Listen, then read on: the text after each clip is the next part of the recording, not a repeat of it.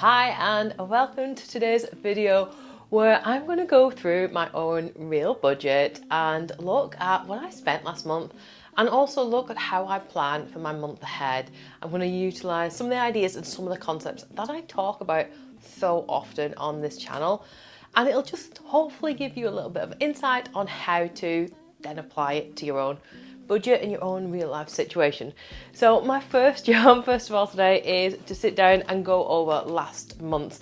So I've got my ultimate budget planner, which has got all of last month's information in it, and we're going to go over that and have a look at what we spent and what that effectively means for the coming month. So if I have a look now, I'm going to go over my budget. I had a total of £2,570, but that is made up of my income from my Budget Mum UK. So I've got a limited company, and everything that I earn from all my different sources, whether it's collabs, whether it's advertisements, whether it's YouTube revenue, anywhere else that I get money from, it all goes into that pot. Also my tutoring as well, because I still do some tutoring on the side. And then I've got my child benefit as well. Now I always round my numbers down because I usually find it's nice to have a little bit of cash splashing around in the bank account for emergencies, in case you forget something, in case, whatever. There's always useful to have some cash there. And then I've got my fixed monthly expenses, and they're broken down and everything that accumulates to. It meant that I had £1,416 left over last month.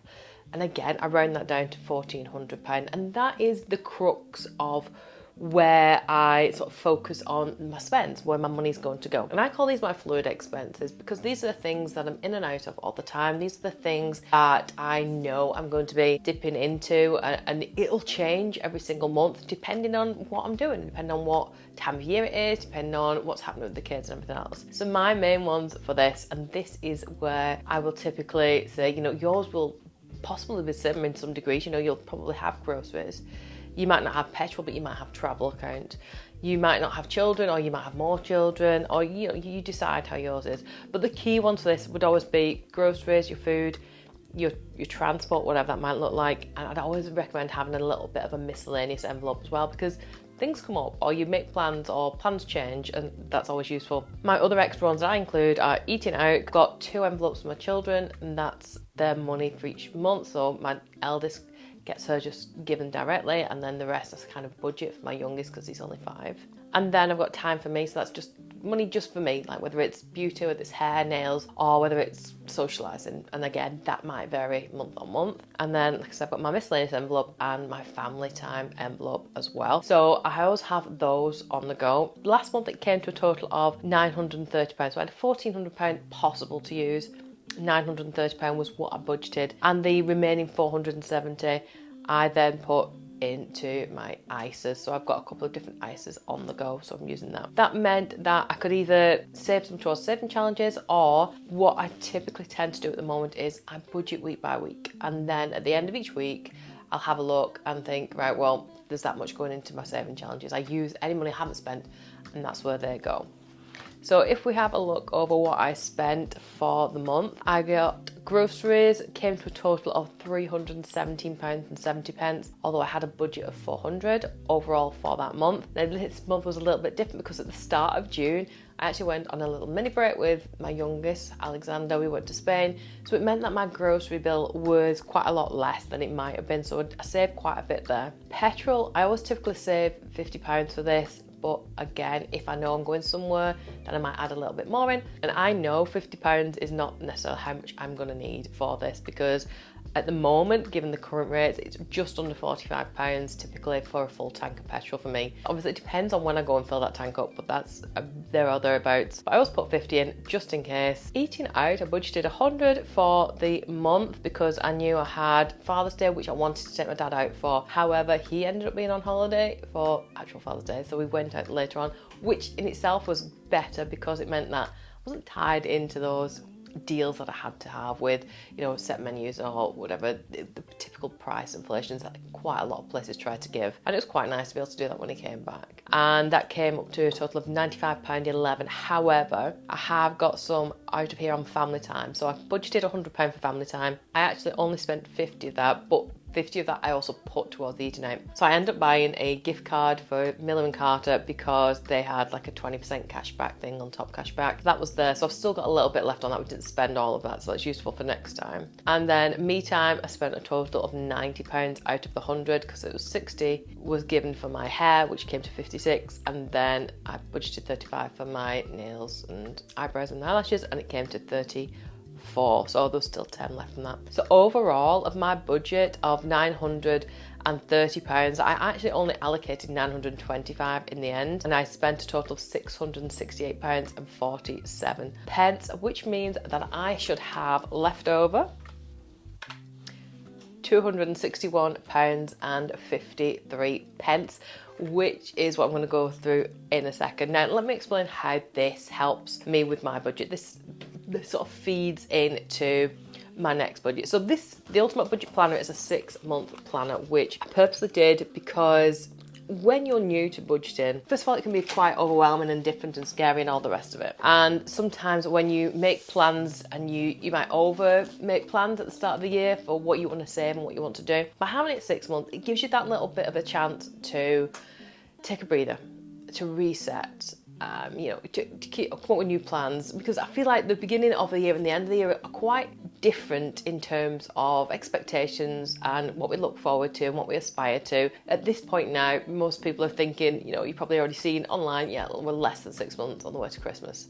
That is already at the back of people's heads, and spending habits might change as well. Whereas at the start of the year, everyone's like right on point. They're really hyper focused and they make massive plans, which is great to some degree, but it doesn't always work out that way. And I think by having the 6-month planner, again, it just gives a chance to refocus and reset if that's what you're up to. So it does mean I've now got my brand new tracker. So I've got both of them running side by side, which sometimes is quite handy when I want to look back at what I've been up to. So it also, like I said, it means that I can evaluate, am I spending too much in certain areas? Am I spending not enough in other areas? Am I, being too conservative and all the rest of it? So, grabbing myself a pen, I can see that I didn't spend that much on family time, and that was just because we've had a busy month. But that being said, by the end of July, we're going to be well into summer holidays. Holly finishes a little bit early because she's at college, compared to like the middle of the month when my little boy finishes. So I might hopefully be able to get a bit more family time with them. So rather than reducing that, even though I didn't spend as much this month, I'm mindful that I might either keep it the same or increase it, because I have got a saving challenge in here for some holidays. So I've got extra cash to one side that I know I can use for that. So again, that might affect or influence my budget and the way that I plan things. For the kids, that's going to stay the same because that's like kind of like their personal, whatever they spend on, that's that.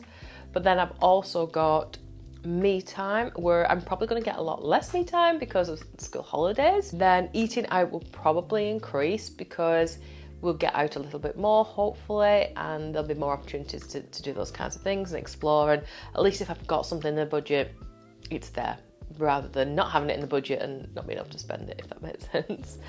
And then I think petrol I might well increase as well, because again, we're going out, we might want to travel a little bit more, I might need a bit more petrol for those things. Miscellaneous will probably stay around that 100 mark. However, I am mindful again that I've got money to one side for my summer holidays. So the likelihood is that miscellaneous will be something school or child related. So I've got that to think on. So the next job that I then need to do really is to complete my calendar.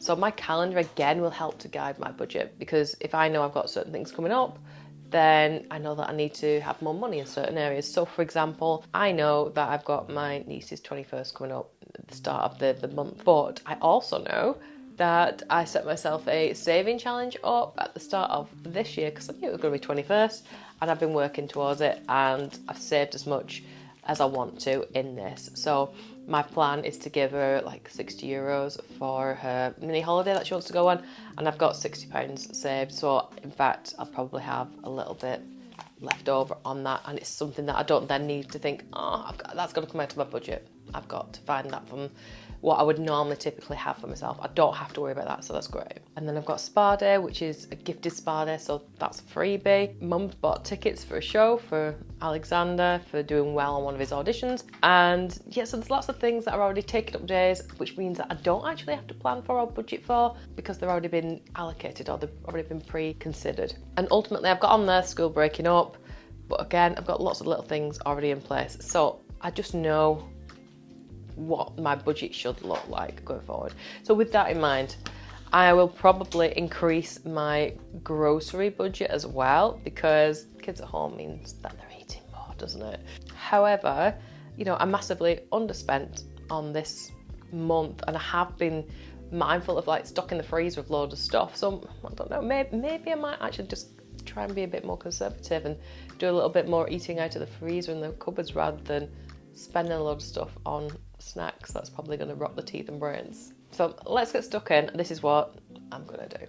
So I am going to stick with £400 for the month because I think I should be able to manage on that. And then petrol's going to be 70. Eating out, I'm going to give £150 to that because we might get out and about for holidays. Holly and Alexander both get £40 given at the start of the month. Then I've got time for me, and I can't see having much time for me this month, so it's only going to be 50. Miscellaneous is 100 as usual, and family time will be £100. So a quick calculation just to see what I've actually got all together.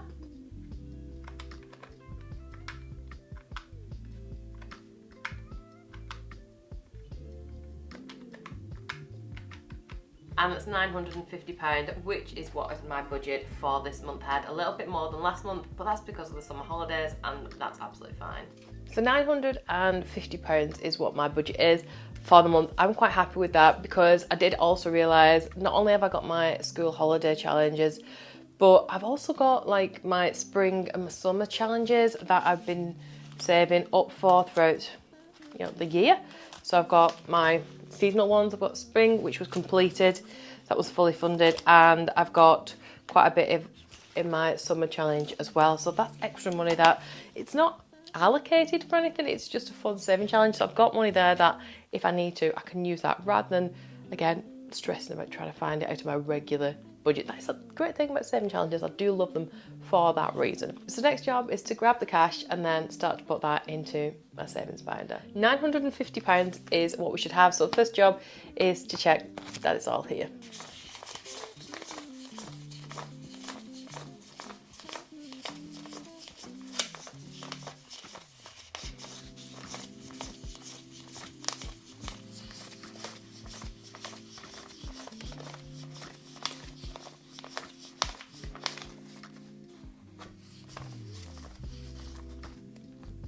£760, £800, £860,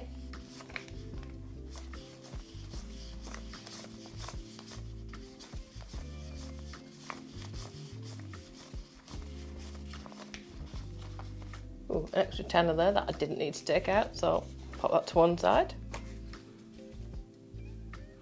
And then it's going to go into my wallets, just these ones here.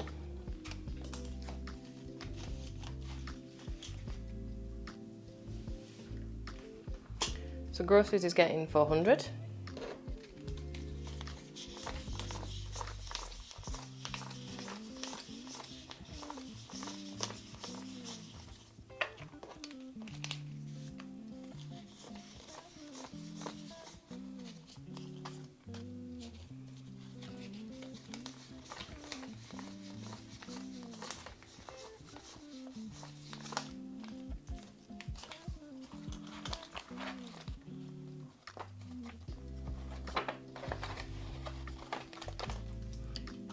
Petrol's getting 70. Don't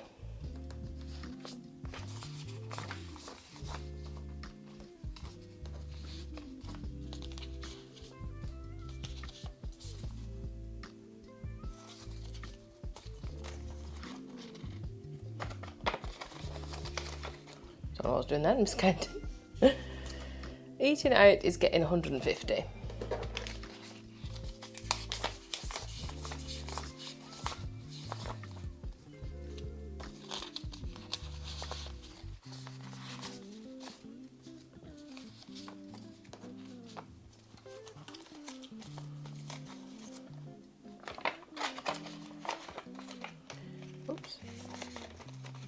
Alexander and Holly both get 40.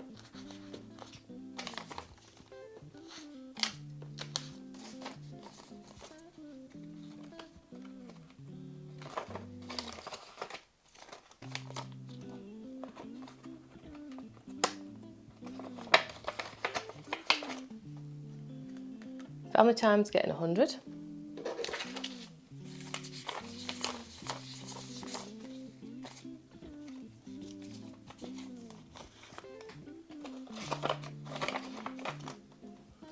Just for me is getting 50.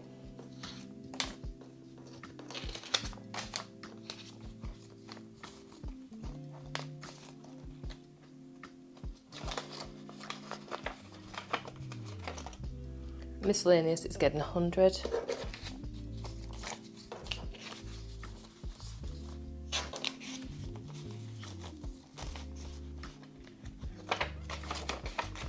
And that is that all put together. Now my next step, once I've done that and I've sorted it for the month ahead, is to then go ahead back into my ultimate budget planner, and I'm going to look over the week. So I'm breaking it down. It's not just a snapshot of the whole month, it's a snapshot of then breaking it down week by week, because each week is going to be more expensive or less expensive. And if I look at my one from last month, I gave myself a budget of £230 in that first week, spent £190. In the second week, I gave a budget of £120 and spent £102.73. Similar, throughout the week. The last week, I gave myself £365 because that was how much I had left in my budget, and I only spent £227.67. So that is why I break it down further again into weeks. And yeah, I know it's not an exact science because it's never going to be exactly 4 weeks, but it's kind of like use your brain a little bit and be mindful that you're going to have some busy weeks, and it might be that 1 week is actually 8 days a week. And I typically try to do those weeks when it's a quieter week, so it doesn't matter that I've got an extra day in there to work with and have to budget for. So let's look over my calendar.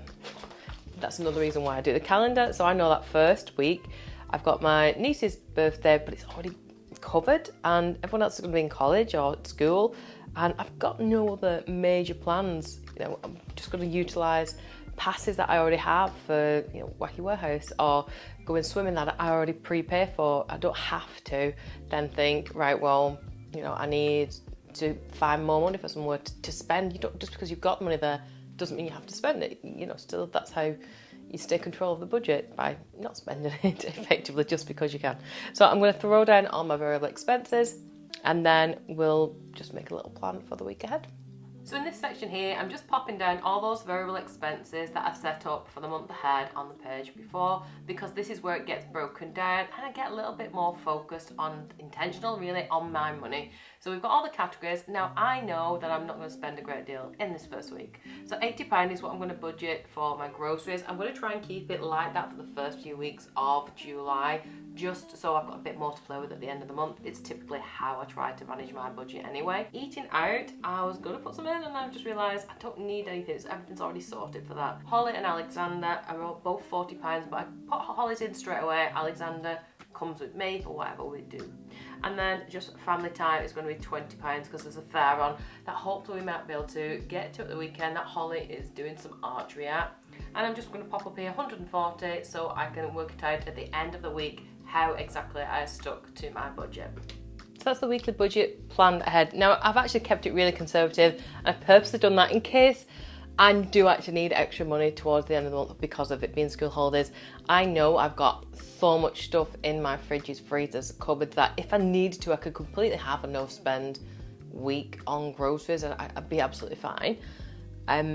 Then I've just budgeted £20 for family time, just because I did remember there is a little fair nearby which I may or may not take the kids to on Sunday. It's there as an option then, at least we've got some money to one side for it. So I know Holly likes to help out with the archery, that's there. So if I take Alexander to see her, then we've got some money to spend on stuff if we want to. So the next job then is it's all going to go for the week ahead into this binder. Now before I do that though, I've got to unstuff because it's still got last month's money in there. So we're going to find out, make sure, hopefully we've still got all that cash in there from last month. See how much we've got. That can go to one side because that's going to go into my saving challenges, and then we can restuff for my first week of July.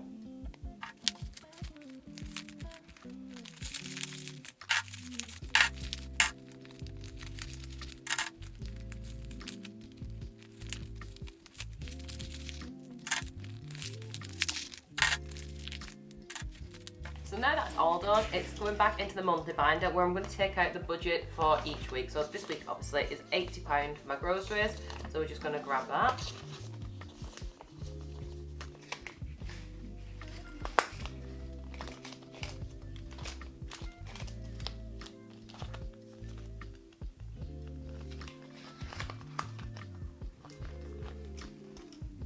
Next up is Holly's money, which is £40. So I'm just going to grab all of that and that can go in her wallet.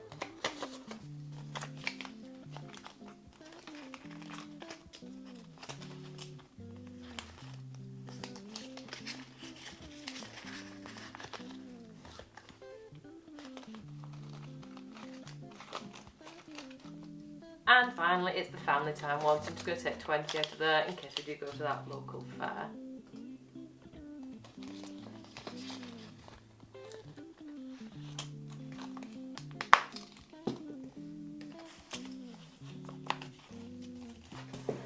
So there we go, that is it. I've stuffed my binder for the month. I've done my week ahead. I've got all my money left over from last month, which I'm going to count in a separate video because I do that separately because it's quite overwhelming. And yeah, I'm good to go. Do I get it right all the time? Probably not. Do I make mistakes? Absolutely. But at least I'm on the right foot when I start each month and I'm going in the right direction. And at least because I'm doing this, it means I'm keeping a really close eye on my finances, my money, and it helps me not to go along the wrong pathway effectively. I hope you found this useful. Let me know how your budget is going down in the comments section below. Have yourself an amazing day and I'll see you really soon. Bye.